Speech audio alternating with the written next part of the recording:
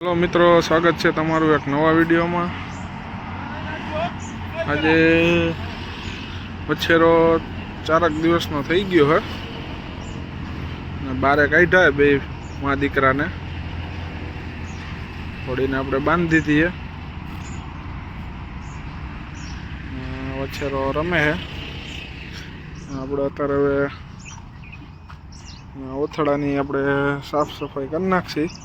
નવો ભૂકો નાખી દઈ કે વરસાદના કારણે વધારે ભીનો થયો હે।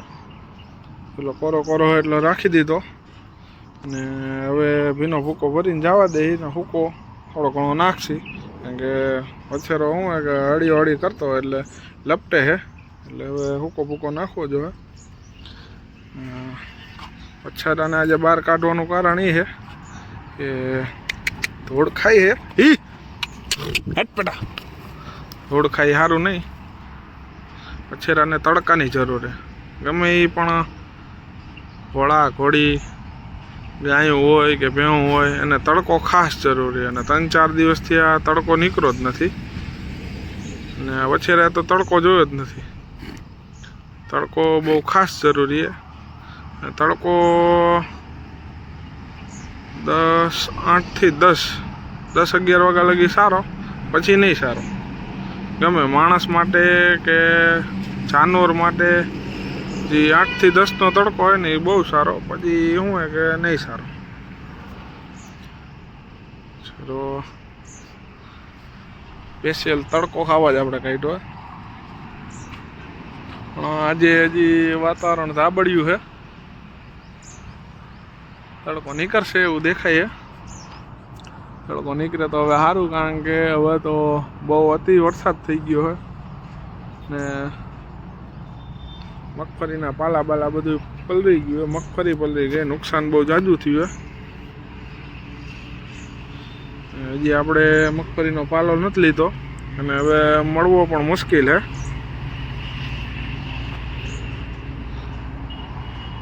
આપણે આ મોરબી ડિસ્ટ્રિક્ટ બાજુ તો શું છે કે મગફળી જાજી હોય પણ નુકસાન 80% નુકસાન છે। કોકને એ રહી ગઈ છે પણ એમાં હવે પાછી પાંગરવા માંડી હોય। આ તો હોય કે મગફળી જમીનમાં હોય એ પાછી પાંગરવાની જ છે, પાણી પડે એટલે। હવે આપણે માલો ગોતશી હવે ને ભાવે ટાઈટ થઈ જાય એકદમ કે આલીકોર 1500, 2000, 2500 જેવો ભાવ હતો। હવે તો મગફળી જેને રહી ગઈ છે, બચી ગઈ છે, અહીંયા આપણે ભૂકો લેવા જઈએ અને કાં કોકે ઢાંકી દીધા હોય ભૂકા પલળી ગયા। આલીકોર તો જોકે મગફળી ઉપડી ગઈ હતી સાજી અને કલર હોવારી નીકળી ગઈ હતી, એટલે ભૂકા પલળ્યા છે।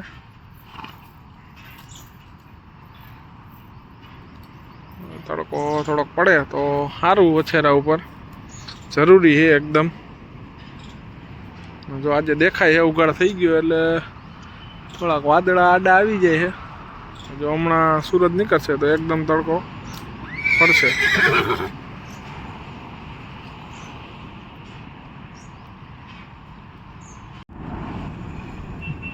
મિત્રો તો આપણે વછેરાને સેજ પહેલાં થોડુંક આપણે એની લીડ બહુ કડક થઈ ગઈ હતી, કબજિયાત જેવું હતું। કારણ કે 2 દિવસનો હતો ત્યારે એવું લાગતું હતું। પછી આપણે એને જે એની મળમૂત્રની જગા કહેવાય, આપણે અહીંયા 5 થી 10 ml તેલ મૂક્યું હતું, પછી લીડ કરી લીધી હતી। પછી 2 દિવસથી બહુ લીડ ને એની નરમ આવતી હતી, તો આજે સેજ ઝાડા થઈ ગયા ઝાઝા। કારણ કે પછી આપણે ડૉક્ટરની સલાહ લીધી તો ડૉક્ટરે કીધું કે ભાઈ આમાં છે ને એની માં હીટમાં હોય ને એટલે એના હાર્મોન્સ ચેન્જ થતા હોય, એટલે દૂધમાં શું હોય કે હાર્મોન્સ ચેન્જ થતા હોય એટલે વછેરાને એવું બને। પછી આપણે સલાહ લીધી કઈ દવા પાવાની, તો ડૉક્ટરે કીધું કે કોઈ પણ 5 મહિનાના બાળકની જે દવા આવતી હોય ને કબ્જની એ પીવરાવવાની 2 ટાઈમ સવાર સાંજ. આપણે એકવાર પીવરાવીએ આમ વછેરાને શાંતિ થઈ ગઈ છે, પણ હવે એકવાર લીધ કરે એટલે ખબર પડી જાય કે ભાઈ એને લેવલ આવી ગયું છે. આપણે એની દેખરેખ કરી, કારણ કે ઘોડાઓને કોલિકની બીમારી બહુ રહે, એટલે ખાસ કરીને કોલિકમાં તો બહુ સાવચેતી રાખવી પડે. અને દવા આપણે એવી રીતે પીવડાવી કે ટેબ્લેટ લીધી હતી, જે પ્રમાણે ડૉક્ટરે કીધી એ પ્રમાણે લીધી, અને એક ઇન્જેક્શન લીધું. ઇન્જેક્શનમાં ઉપર સૂઈ કાઢી નાખી, અને જે આપણે સાયકલ આવે, સાયકલની વાલની ટ્યુબ આવે, એ ઇન્જેક્શનમાં આગળ લગાડી દીધી, અને દવા અંદર ઓગાળી નાખી આપણે ઇન્જેક્શનની અંદર, ને પછી મોઢામાં આપણે પાણીની પિચકારી દવા આરે મારી દીધી.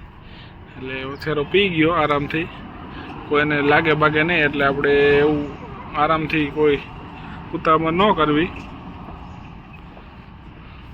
વછેરો આરામથી સૂતો હે. ને આજ ગરમીનું પ્રમાણ જાજુ છે, પણ હવે મોસમ બહુ ખરાબે થાય એટલે નવરાવાની કોઈ ઘોડાને ગણતરી છે નહીં આપણી. હવે આપણે ધ્યાન રાખીને બેઠા.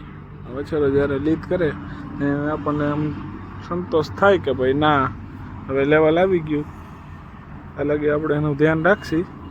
કે દવા પાઈ અને આપણે ઓછામાં ઓછી 3 કલાક થઈ ગઈ છે, એટલે 3 કલાકની અંદર તો દવા અસર કરી ગઈ હોય.